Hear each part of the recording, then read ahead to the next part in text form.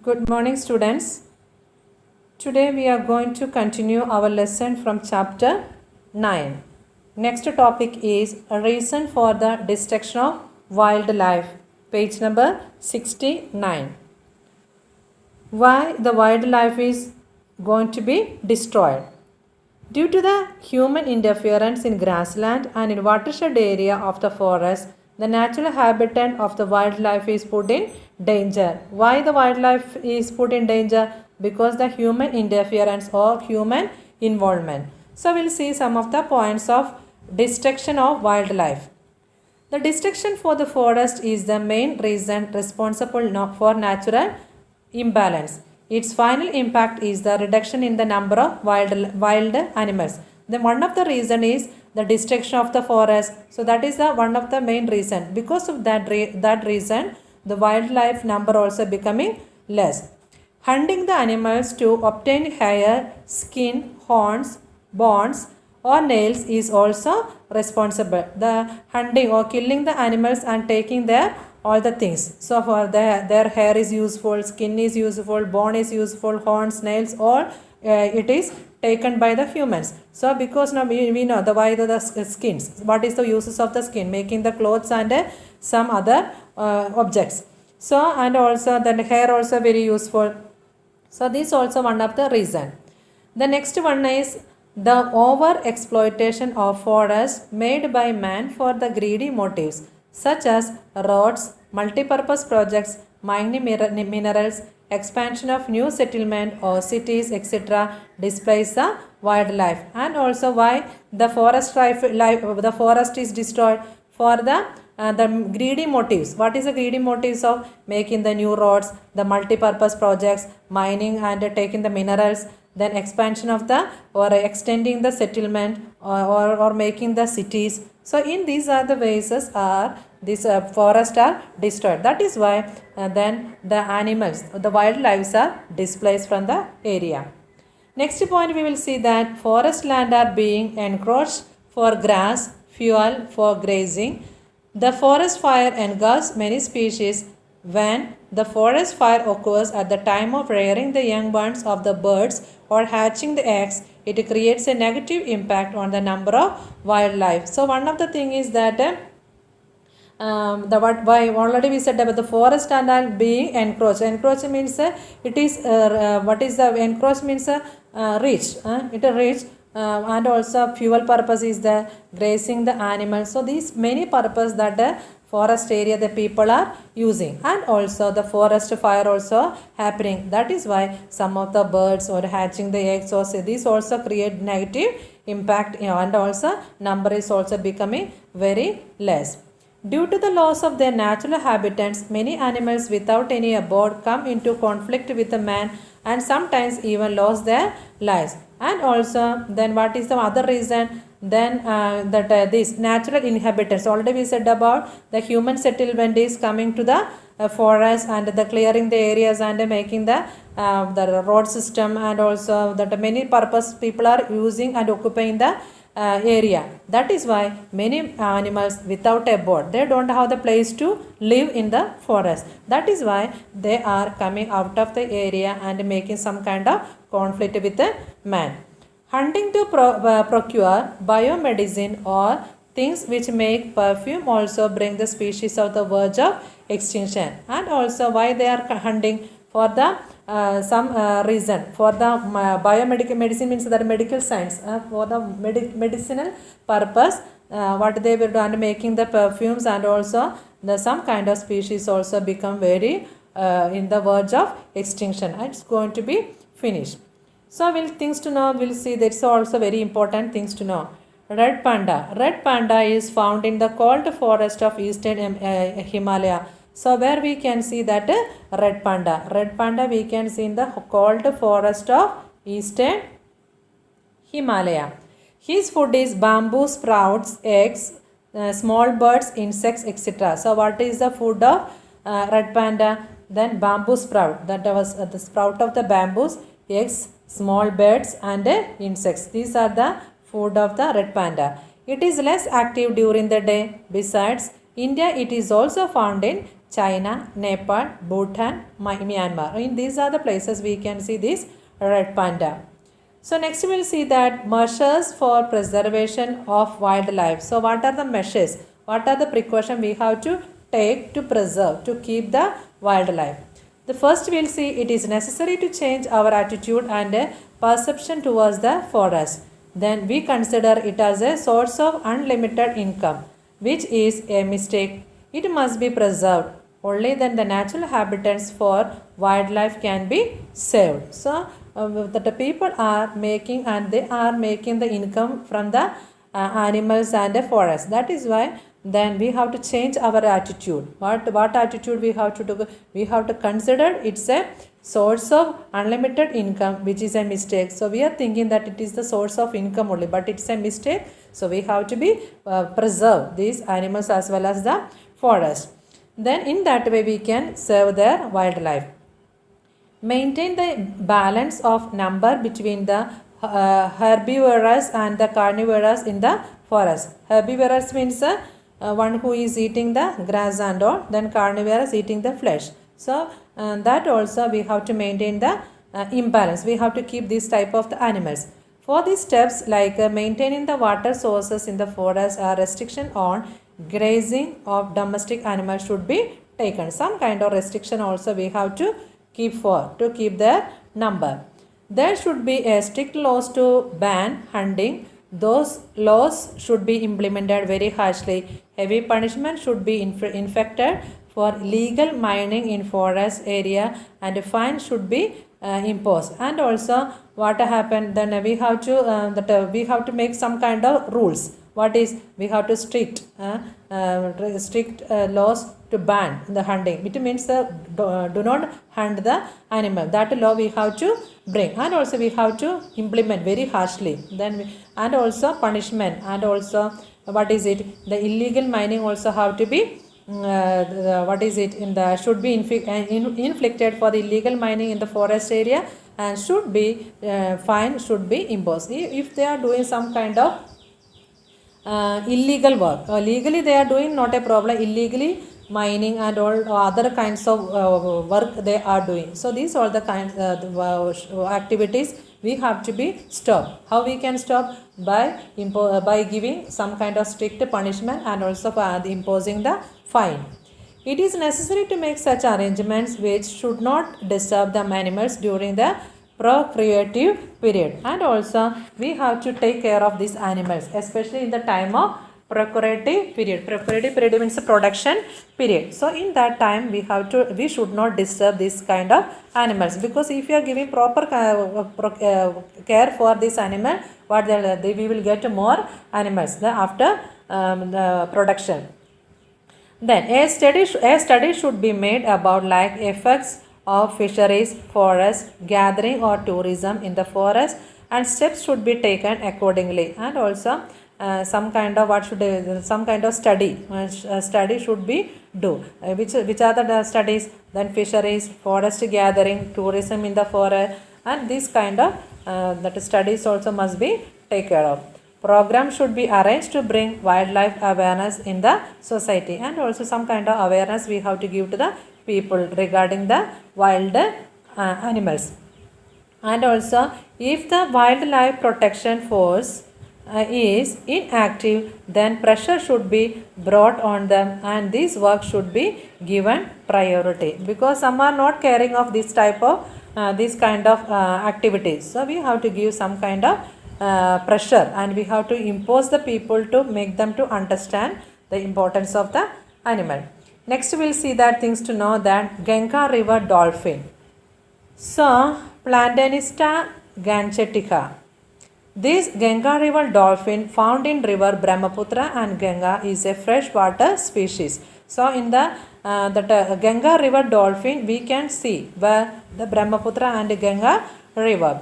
Generally it lives in the river having deep and calm water flow, because if it is a depth, more deep is there, then only this type of river dolphin can be live, and also should not have any type of what is in the movements. That is a calm water flow must be there. It is found in the Ganga river which flows through one of the densely populated regions of the world.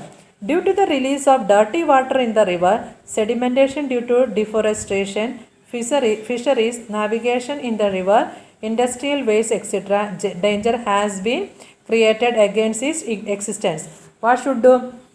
Then, due to the release in the dirty water, because some kind of the dirty water releasing to the seas from the factories and all, so that has to be should not happen. And also sedimentation due to the deforestation, then fisheries, navigation in the river, that is some kind of sailing in the river, then industrial waste, this also has to be creating some kind of against existence. So if it is doing this kind of activities, these animals, the dolphin river dolphin cannot be live there. Apart from Ganga and Brahmaputra rivers, there are few such dolphin left in Chambal river. It comes to the surface very often to breathe, making shoo like a sound. So, and also what they will do, they are making some kind, when they are taking that breathe. So one sound they are making susu, like a susu sound when they are taking the breath. Also, it is also known by the name like sounds, susu or suis.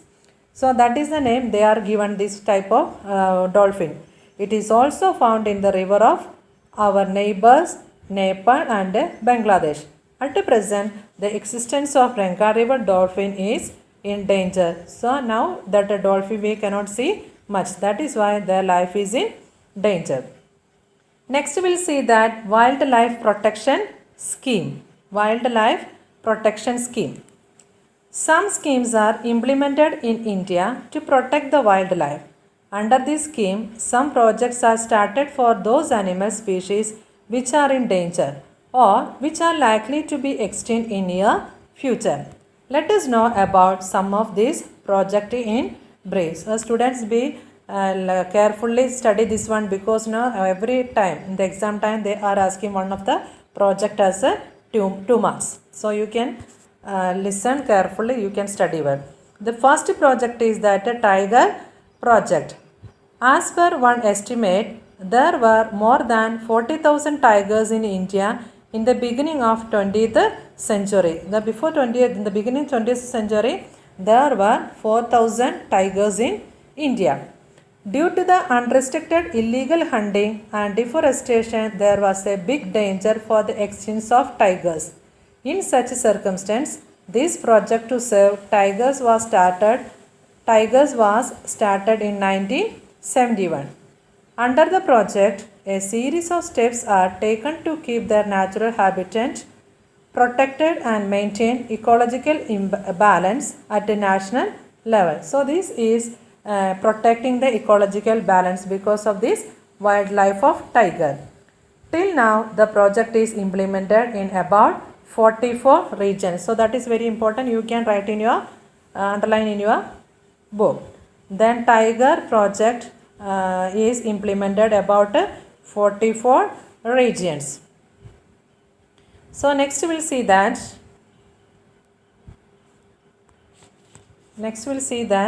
What things to know. Leopard. Leopard belongs to cat family. It holds smaller stature compared to lion and a tiger. So this leopard also look like a tiger or the lion. So that is why one of the thing is that this is also leopard belongs to a cat family. So it's a part of, so you can see in the face of this leopard like a cat face only. It is found everywhere in India. It also found in dark black color. So in the other also color is there, dark black color. It is found in large number in the forest of Gujarat. So the leopard we can see in the forest also. It often comes to human settlement. People unknowingly call it cheetah also. So you all know very well about this. Okay, next we'll see that cheetah. It is totally extinct from the forest in India. Today it is found in Africa in its natural habitat. In India it is found in a captive state only, that is in zoo. So next we will see that elephant. projects. So this is also very important. Always in the exam time they may ask either the tiger project or elephant project. Very important. So 2 marks question they may ask. So this project was started in 1992. This elephant project was started in 1992. You can underline in your textbook. Then its main objective was to provide the elephants protection in the natural habitat and to protect habitants and their migratory corridors wherever they are. In that places we have to keep them. Today there are about 26 protection zone for the elephant. Underline that one, 26 protection zone in our country for the elephants. After the implementation of this project, there has been an increase in the number of elephants in the forest. Besides this project also work for the maintenance of domesticated animals. The third one will see that rhino project. This project is started for the protection of one-horned rhino of India. In India, most of the rhinos are found in Assam state. So in the Assam state that one-horned rhino we can see. Then Assam state. They also Assam state. There are also found in the less number in Sundarban of West Bengal. You can underline, okay, you have to be understand that Sundarban. Where is in Sundarban? Sundarban is in West Bengal. So in the map also they may ask Sundarban in the West Bengal.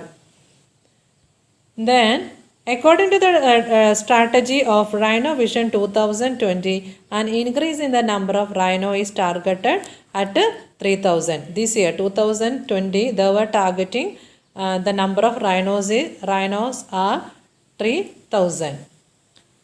Next we will see that one-horned Indian rhino. It is in the marshy region of Brahmaputra and Sundarban, where we can see that one-horned Indian rhino in the Brahmaputra and Sundarban, the marshy region.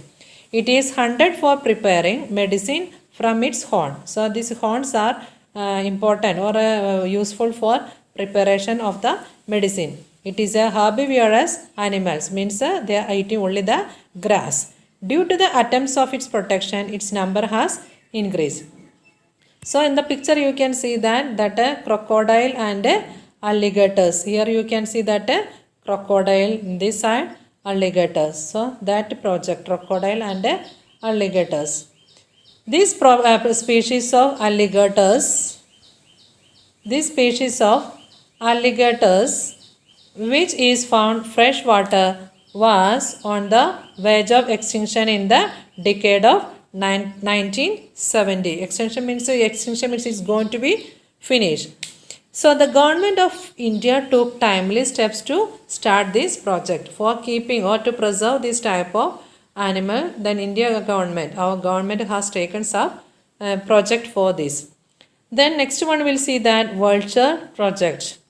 Vulture is the cleanliness worker of the nature. We know that always the cleaning, because especially that the decayed bodies, the animals. So what are the dirty things are there, this animal will eat. That is why vulture is the cleanliness worker of the nature. It eats the meat of dead animals.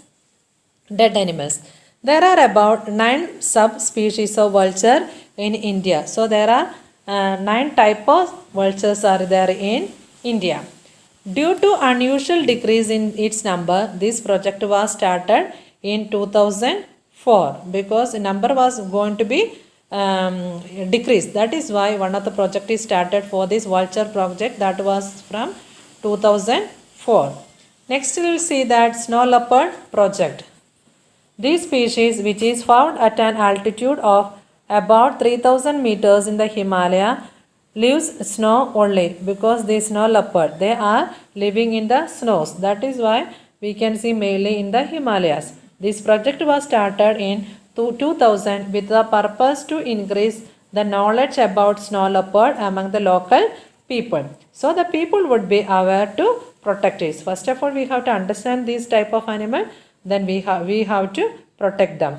Besides this, other projects which are operational including Kashmiri Hangul project, Red Panda project, Manipur Tamil project for the special species of deer found in Manipur, Ganga, dolphin project of Ganga, Brahmaputra rivers. So these are the some of the other projects. Some of the other project means then Kashmiri Hooghly project, Red Panda project, then Manipur Tamil project, then that is for the special species of the deer found in Manipur, Ganga, dolphin project on Ganga, Brahmaputra rivers, etc.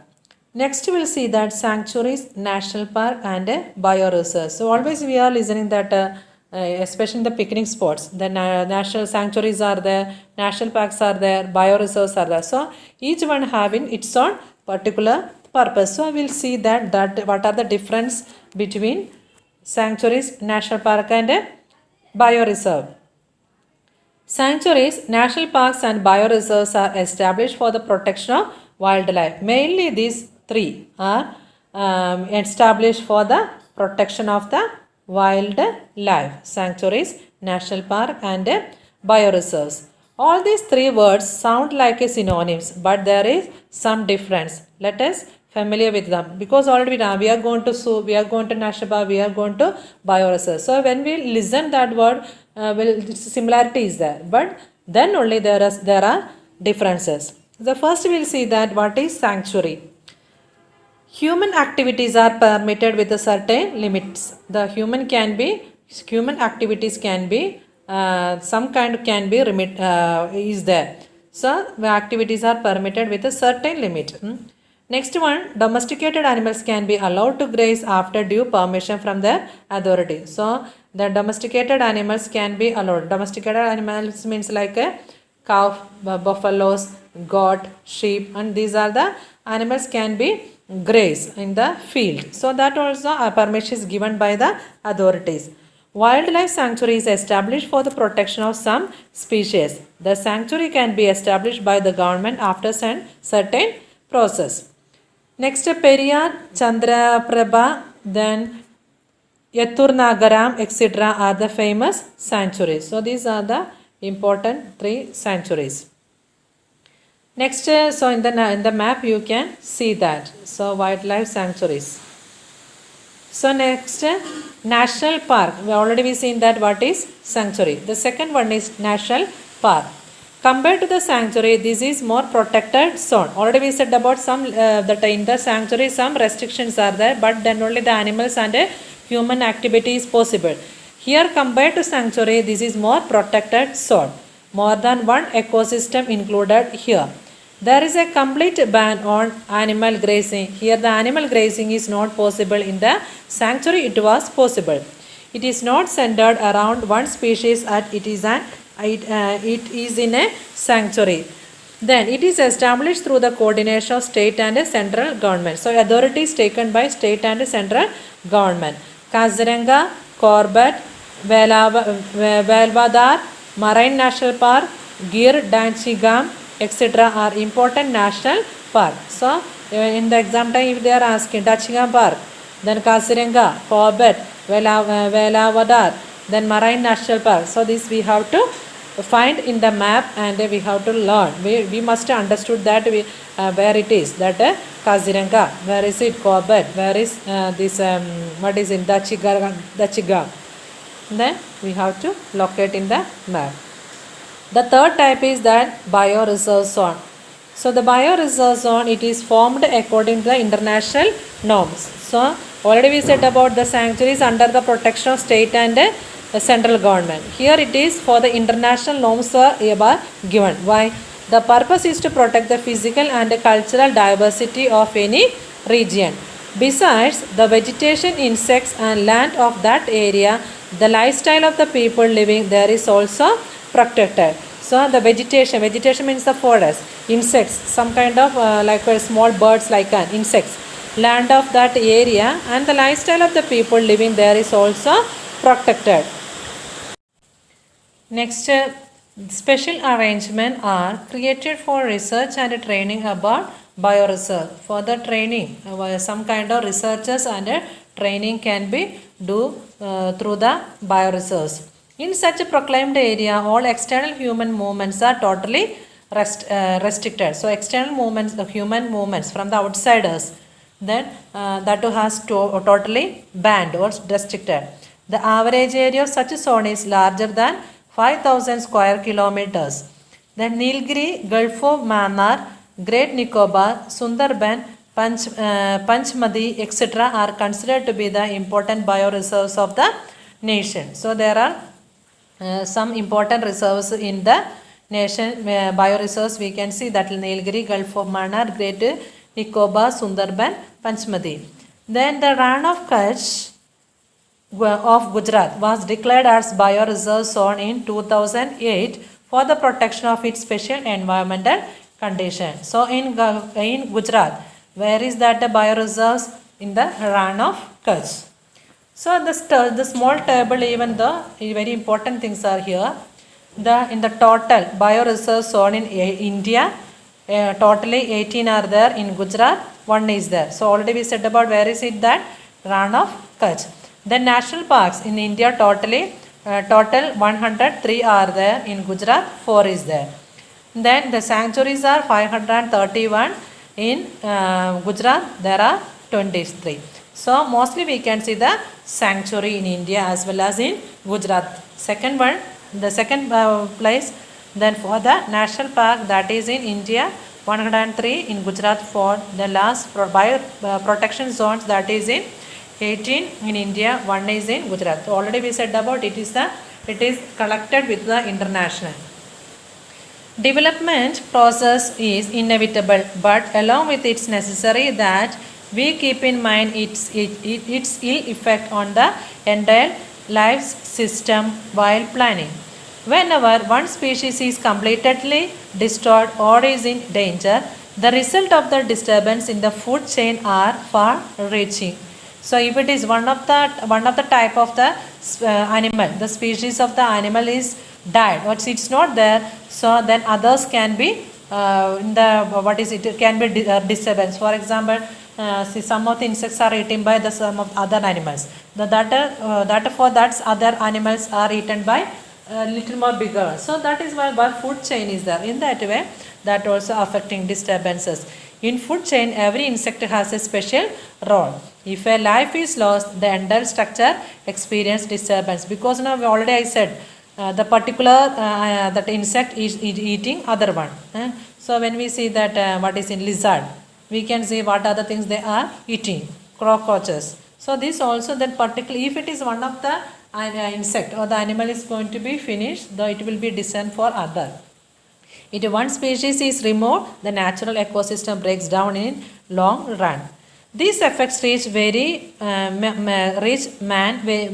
late, hence we are not aware of it, because this kind of the effects may be understood very lately. Those environmental dangers which we are following are the result of carelessness development before decades. If we have a planned development, there will not be any problem. Friendly approach with the environment is the need of present days. We should have some kind of friendly approach. Means even though all the living things are important, one is for other one, because that already we said about, it's like a chain. The next we'll see that things to know. Henotharo. This animal lives in arid and semi-arid regions having alpine forest and a grassland, desert or semi-desert area. Then Henotharo. It lives in the greater and smaller Rann of Gujarat, Bani and in Narayan Sarovar sanctuaries. So in these are the places we can see this Henotharo. It can be identified as it is a slightly taller than the fox, like a fox only, but little more height is there, taller than the fox. Has fleshy round mouth, has a high ears, and also face, that fleshy mouth and a round face, round mouth and high ears. The height is there for the ears. Then it hunts smaller birds and animals. Its extents can be known by its footprints. So how we can understand it is living, because with of his footprint can be understood. The lastly that Dungang. This is an aquatic animal. Aquatic animal already you know, if already you learned in the lower classes, aquatic animal and a biotic animal. So this is an aquatic animal. It is seen in very small numbers along the western seacoast of India. Besides, it is also found along the seacoast of East Africa, Southeast Asian seacoast and northern coast of Australia. Seagrass and vegetation is its main food. So what is the food of this dungang? Sea grass and vegetation. But occasionally it is also eats aquatic animals. So aquatic animals also they are eating. It is widely hunted for its meat and fat. Why the people are hunting this one? For its meat and fat. Earlier this dungang was found frequently along Gujarat coast, especially along Saurashtra coast. But today it is rarely seen along Gujarat coast. Before it was more. Now we can see very rarely. So students, now we seen that today's class is like what is the need to protect the wildlife, then why the destruction of wildlife is happening, and also some of the wildlife project. So study well and wishing you a good day for you. Thank you student. Thank you for listening my class.